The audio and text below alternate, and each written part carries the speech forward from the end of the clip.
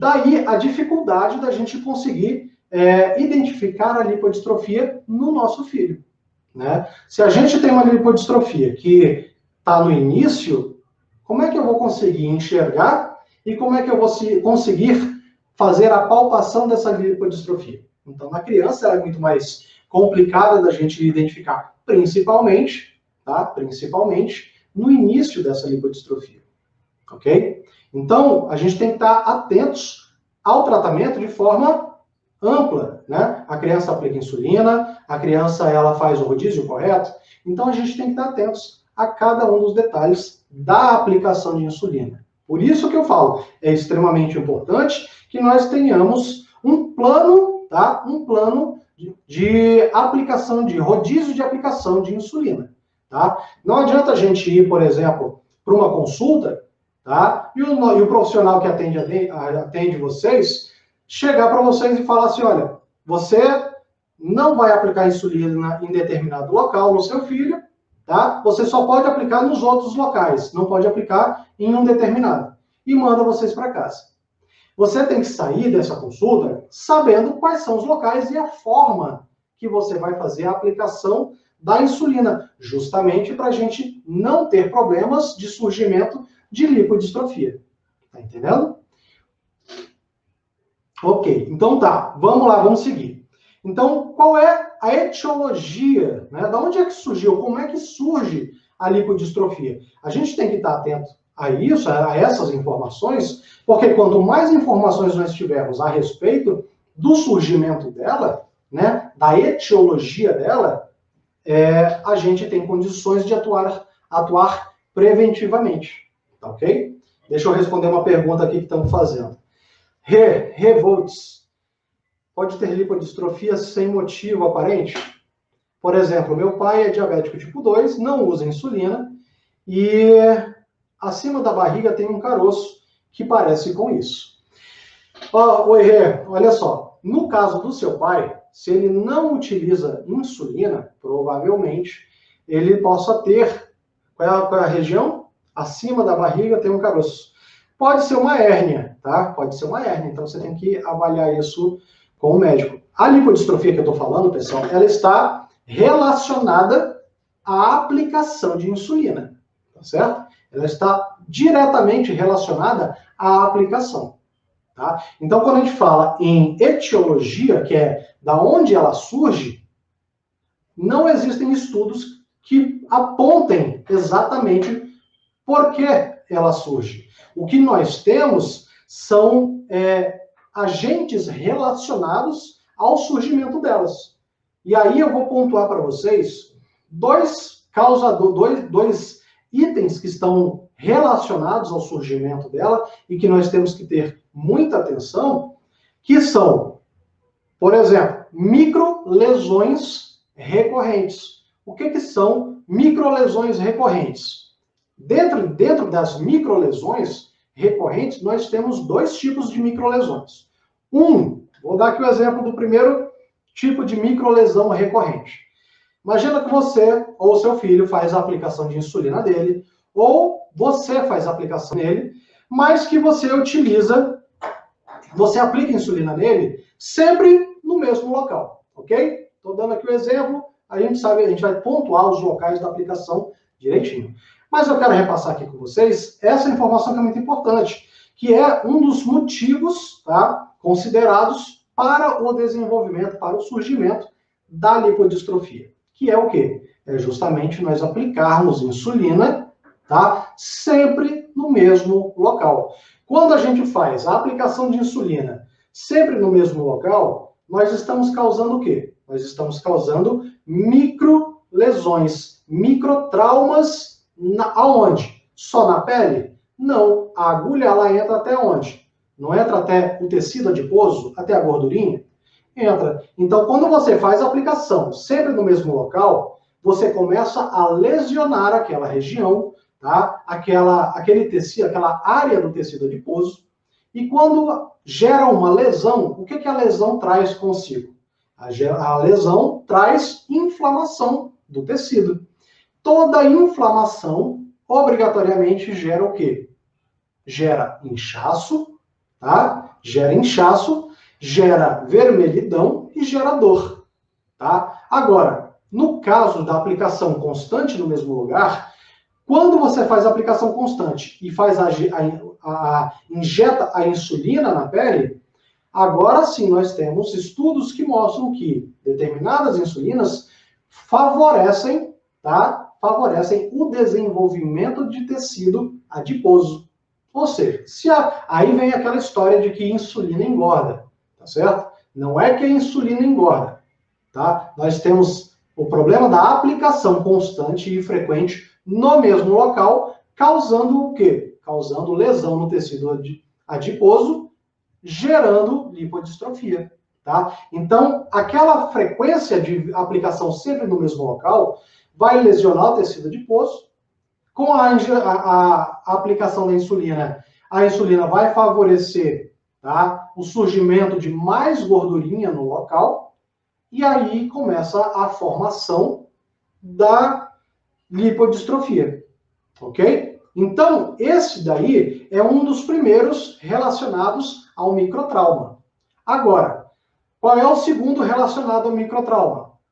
É a frequência de troca das agulhas de insulina, tá? É a frequência de troca das agulhas de insulina. Me respondam, ou agulha de insulina ou, tá, da seringa de insulina, tá? Me respondam, quanto tempo vocês demoram para fazer a troca da agulha de insulina? O que é importante que a gente perceba? Que toda troca de insulina, de agulha de insulina, ela deve obedecer, tá? Ela deve obedecer orientações específicas do profissional que atende você. As famílias que eu atendo, elas são orientadas a fazer a troca das agulhas das insulinas a cada 5 a 8 aplicações diárias, tá? Giovanni, como é que funciona isso de 5 a 8 aplicações diárias? Agora, imagina comigo. A criança acorda, ela faz quantas aplicações por dia? Aí vai depender. A sua criança, ela faz contagem de carboidratos ou ela não faz? Se ela não faz contagem de carboidratos, tá? Ela vai aplicar insulina normalmente somente antes das refeições, caso ela tenha uma hiperglicemia, não é verdade? Aí ela vai aplicar insulina antes do café, antes do almoço, antes do lanche e antes do jantar, não é verdade? Provavelmente 4 vezes. Se o seu filho faz contagem de carboidratos, quantas vezes ele vai aplicar insulina? Provavelmente ele vai aplicar antes do café, antes do lanche da manhã, antes do almoço, antes do lanche da tarde, antes do jantar e na ceia. Ah, Giovanni, você falou que você recomenda aos seus pacientes a utilização da mesma agulha de 5 a 8 vezes, correto? Positivo. É exatamente isso que eu oriento. Então, se meu filho faz contagem de carboidratos e ele só faz aplicação no máximo 6 vezes ao dia, ainda posso usar essa agulha no dia seguinte? A recomendação é que você utilize até 8 vezes naquele dia, tá? É naquele dia. Ah, então significa que se o meu filho tiver uma hiperglicemia em algum outro horário do dia que não seja nos momentos das refeições, por exemplo, você está com seu filho, você percebeu que ele está se sentindo mal e por um cuidado extra você verificou a glicemia dele e identificou uma hiperglicemia. Então, naquele momento, você fez a correção. Você fez o quê? Você aplicou mais uma vez a insulina. Então, a recomendação, pessoal, é de 5 a 8 vezes com a mesma agulha no dia. Significa que no dia seguinte, de manhã cedo, vai pegar a agulha e vai, cadê a tampinha dela? Ó, vai pegar a agulha e vai trocar, ok? Pegou, tirou a sua agulhinha, pega uma nova agulha e coloca, ok? Por quê? Eu acredito que todos já tenham entrado no Google e pesquisado ou visto fotos de agulhas que foram utilizadas durante algum tempo, comparadas a agulhas que nunca foram utilizadas. E aí a gente consegue perceber que na ponta da agulha, que a gente chama de bisel, né? O bisel da agulha, que é a pontinha dela, tanto da agulha das canetas quanto da seringa, elas ficam deformadas. Eu aposto que se vocês entrarem agora no YouTube, no Google, vocês vão identificar essa foto. Tem uma agulha nova que nunca foi utilizada, ao lado de uma agulha que foi utilizada várias vezes, com a imagem ampliada no microscópio. E aí nós vamos ver o quê? O que a gente vai conseguir identificar nessa foto?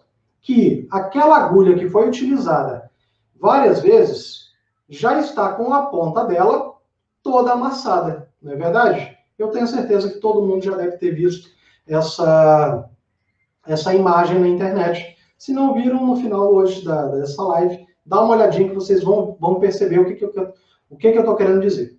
Então, pessoal, eu estou falando aqui agora sobre as microlesões, tá, que estão relacionadas ao surgimento da lipodistrofia, ok? Então, se nós identificamos que a aplicação constante no mesmo local gera, tá, lipodistrofia, a outra coisa que gera lipodistrofia é não trocar a agulha, tá, frequentemente. E quando eu digo frequentemente, é pelo menos todo dia. Porque se o seu filho conta carboidrato, ele vai aplicar no mínimo 6 vezes. Se ele não conta, ele vai aplicar 4, pelo menos 4. Café da manhã, almoço, lanche da tarde e jantar. Normalmente é assim, tá? Pode aplicar um pouquinho mais ou às vezes um pouco menos. Então, o ideal é que não ultrapasse 8 aplicações. Combinado?